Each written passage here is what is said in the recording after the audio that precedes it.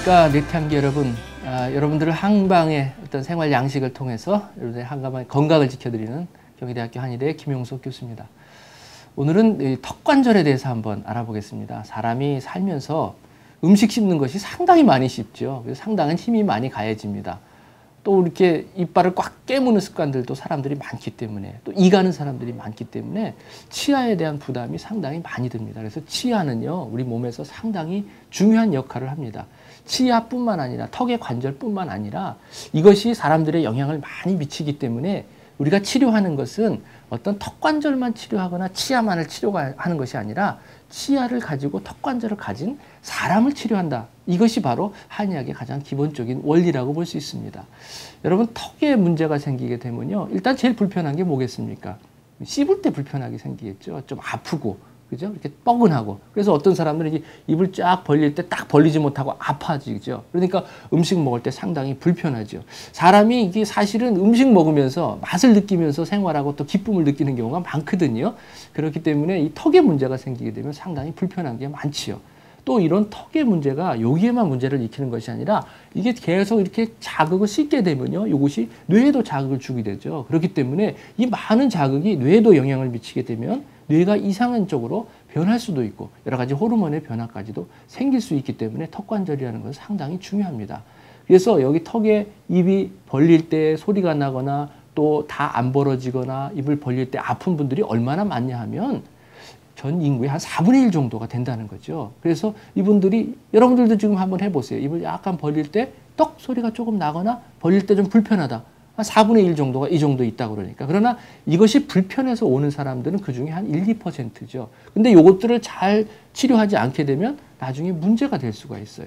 이런 턱관절에 문제가 생기면 어떤 증상이 또 수반되냐면요, 얼굴이 뭔가 뻐근한 감이 생겨요. 뭐 불편하고 뭐가 기어가는 느낌도 생기고요.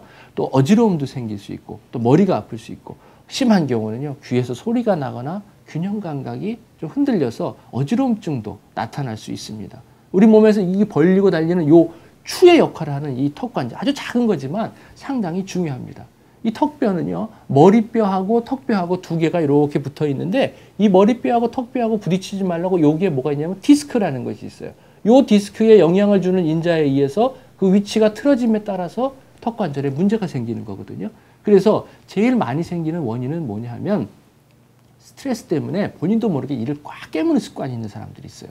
뭔가 일이 닥치면 스트레스에서 좀 풀어버려야 되는데 풀지 못하고 자기가 꽉 차오면서 이건 내가 꼭 해야지 하면서 일을 꽉 깨무는 습관들이 있는 분들이 이 턱관절에 문제가 생기는 경우가 많습니다.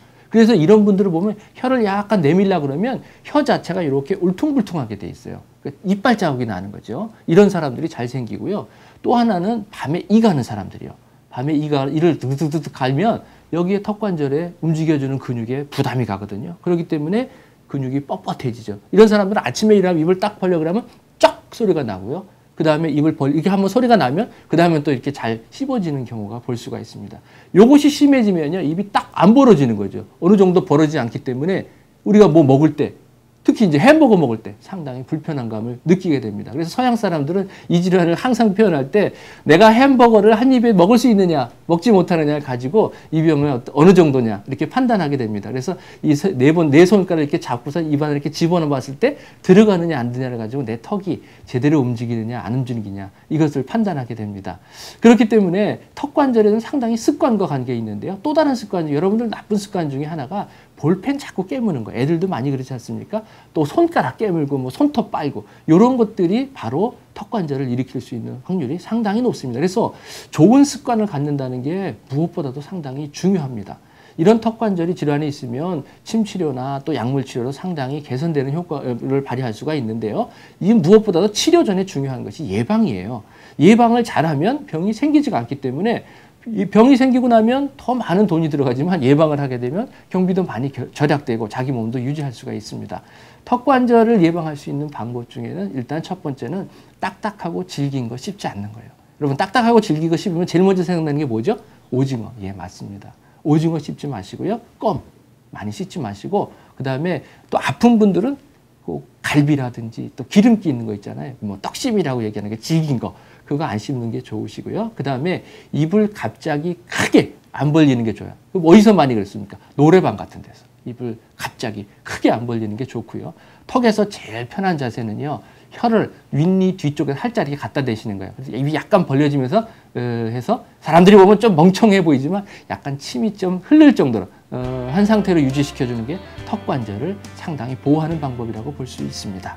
오늘 또 턱관절에 봤는데요. 이제 다음 시간에는 보다 더 한의학적 원리를 이용한 건강 상식들을 여러분들과 찾아뵙겠습니다.